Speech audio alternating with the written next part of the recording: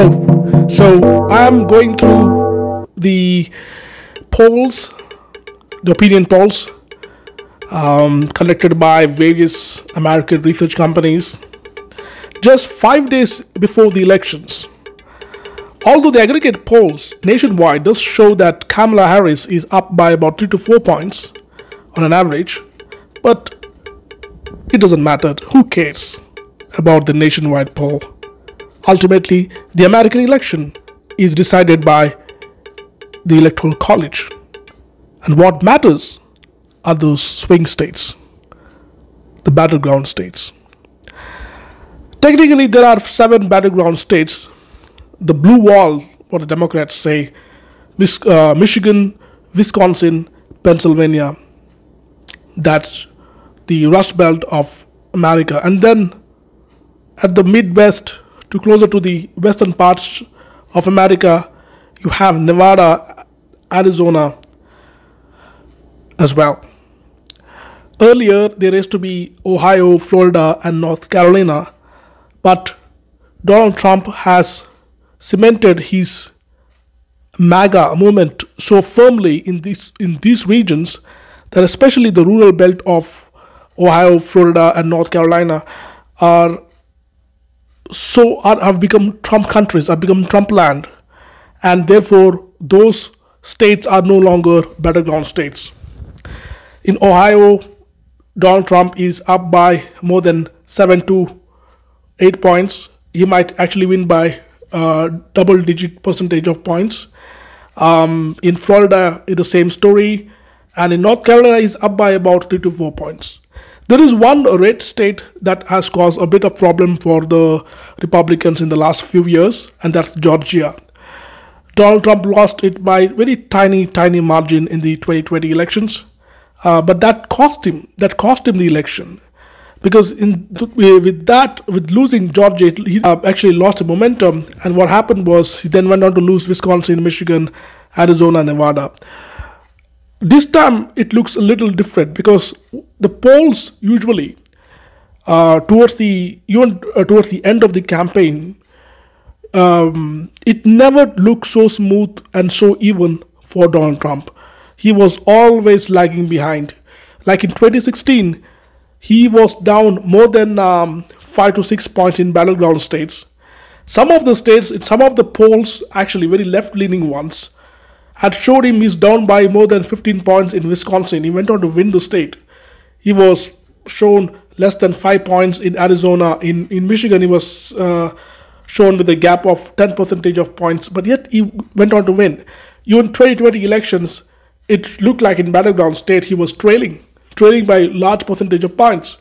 But end of the day, it looked like he won comfortably in Ohio, Florida, and North Carolina. Although he lost Michigan, Wisconsin, Pennsylvania, they were very tightly fought contests. Now what we are saying is, it looks like what remains now for the as a battleground state are the 3 most important states. That's Pennsylvania, Michigan, and Wisconsin. Because if a candidate can clean up these states, it pretty much looks like they have won the elections. Because Pennsylvania has 19 electoral points, and Michigan has about 15, and Wisconsin has 10. The polls are showing very tight. There are various reasons behind this. The rural portion of these areas are largely Trump supporters. The urban and the cities of these states are leading towards Kamala Harris. But then there are issues. For example, in America, very unfortunately, abortion has become a primary issue among women. And this is it's a very shameful thing because it doesn't happen elsewhere in the world. And there is actually a reasoning behind why it has been opposed by the conservatives. The fact is that in America, in abortion clinics, you have babies being aborted, 6 months old babies, 7 months old babies have been aborted, sometimes at unit 9th month. So a fully grown baby is been murdered. That is something which the conservatives are opposing, and there has to be consensus. Unfortunately, it has become a divisive political issue, and women have taken it very seriously, to a certain extent that they don't care about the economy. They don't care about the future of children, due to this woke movement in colleges, universities. They don't care about the migrant crisis that is ransacking the entire America, the American cities, with crime, and so all these important issues are at the backseat for women. Women are only voting in one issue, and that is abortion. The other part is the African American vote, because Kamala Harris has a black parent. Her father is of Jamaican origin, of African roots, so she has now come out very firmly as a black woman, and she's been going to many black African American are embracing Donald Trump, mainly because of the economy, mainly because of his economy, and also because of social causes, because they also want their children to radio and podcasts, and he's reaching out to African American voters, and particularly among African American men, because some of the polls did show that she's been not doing that well compared to her predecessors with African American men.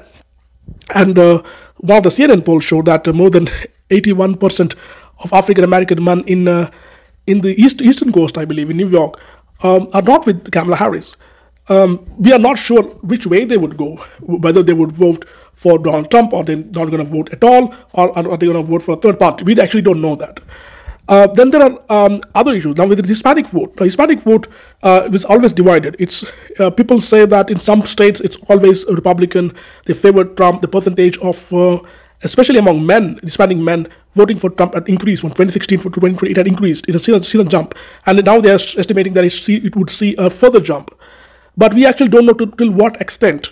Now, what happened is that the last week's carnival in New York, which is completely unnecessary. I'm not sure why Trump campaign, at the end of the campaign, wanted to have a carnival, wanted to have this major event. It was always, it looked like more of a event to a chest thumping event, rather than they just wanted to have optics.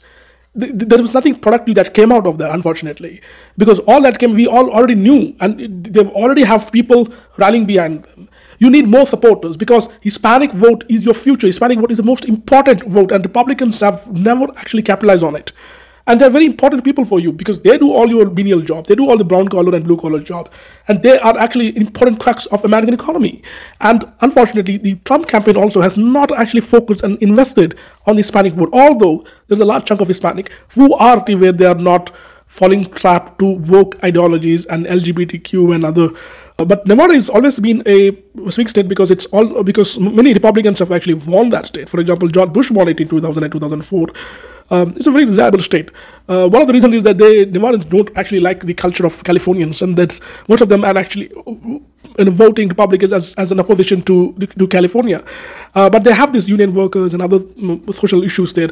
Harris is up by just 0.1%. It's actually virtually tied. Let's look at what some of the pollsters said. The Atlas Intel has put Trump ahead by 1 point.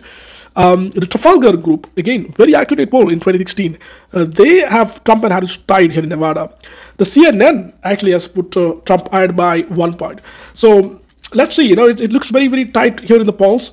But Nevada, again, I think they're about 15 electoral points, and it's a very, very important state for the Republicans more than the Democrats. So let's look at Arizona. Arizona, which Donald Trump won in 2016 but lost in 2020.